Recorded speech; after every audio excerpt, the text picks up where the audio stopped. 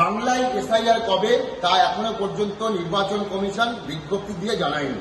তবে অনেকে মনে করছেন যে কোনো মুহূর্তে বাংলায় এসআইআর এর জন্য বিজ্ঞপ্তি জারি করে দিতে পারে ইলেকশন কমিশন। তার আগে সমস্ত রকম বন্দোবস্ত করে রাখছে নবান্ন। কেন বলছি কথা?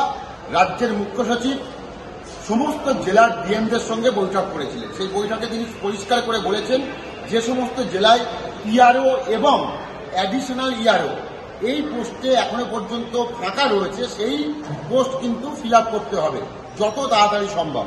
সূত্র মারফত খবর এখনো পর্যন্ত সব জেলা মিলিয়ে 612টি জায়গায় এখনো পর্যন্ত এই পদ শূন্য রয়েছে।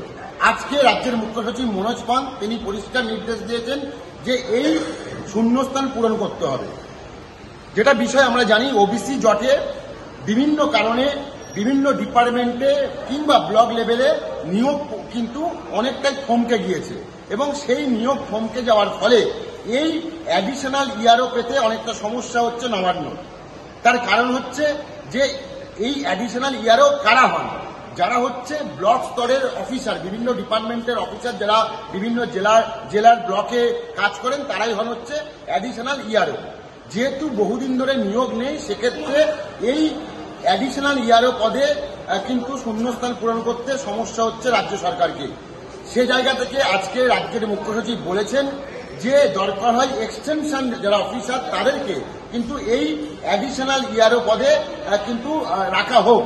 এখন দেখার বিষয় যে মুখ্য সচিবের এই নির্দেশের পর বিভিন্ন জেলার ডিএমরা কতদিনের মধ্যে ইআরও এবং অ্যাডিশনাল ইআরও পদে শূন্যস্থান পূরণ করতে পারেন। এখানে বলে রাখি যে ইতিমধ্যেই কিন্তু আমরা জানি যে ইলেকশন কমিশনের সঙ্গে রাজ্য সরকারের একটা সংঘাত চোখে পড়ার মতো।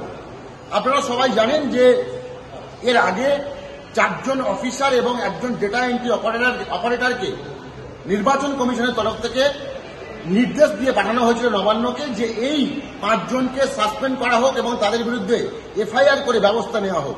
যদিও অনেক সময় নিয়ে শেষ পর্যন্ত নির্বাচন কমিশনের চাপে রাজ্যের মুখ্য সচিব অর্থাৎ নবান্ন সিদ্ধান্ত নেয় যে এই 4 জন অফিসার অর্থাৎ 2 জন ইআরও এবং 2 জন অ্যাডিশনাল ইআরও তাদেরকে সাসপেন্ড করতে হবে এবং সেই মোতাবেক সাসপেন্ডও করে দেয়, কিন্তু এখনো পর্যন্ত এফআইআর করেনি।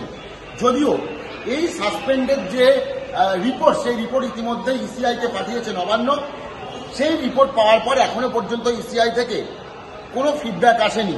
এখন দেখার বিষয় নবান্ন এই যে সাসপেন্ড করলো, সেই সাসপেন্ডের পর নির্বাচন কমিশন তারা সন্তুষ্ট হন নাকি শেষ পর্যন্ত রাজ্য সরকারকে এফআইআর করতে হয়, এই বিষয়টা এখনো পর্যন্ত কিন্তু ধোঁয়াশা রয়ে গেছে। অনেকেই মনে করছেন যে রাজ্য সরকারও কিন্তু সেই বন্দোবস্ত করে রাখছে। সেই কারণেই আজকে রাজ্যের মুখ্য সচিব মনোজ পান তিনি বৈঠক করে পরিষ্কার করে ডিএমদের জানিয়ে দিয়েছেন যে ইআরও এবং অ্যাডিশনাল ইআরও এই সমস্ত পদে যেখানে শূন্যস্থান রয়েছে তা পূরণ করতে হবে। আজকের এই বৈঠকে উপস্থিত ছিলেন বেশ কয়েকটি ডিপার্টমেন্টের সচিব এবং অন্যান্য অফিসাররা। সব মিলিয়ে রাজ্যে এসআইআর কবে হবে সেই প্রশ্নের মধ্যেই নবান্নের এই তৎপরতার পরে অনেকেই মনে করছেন যে নবান্ন হয়তো আঁচ করছে যে খুব শীঘ্রই এ রাজ্য বিহারের মতো এসআইআর এর জন্য বিজ্ঞপ্তি জারি করে দিতে পারে নির্বাচন কমিশন।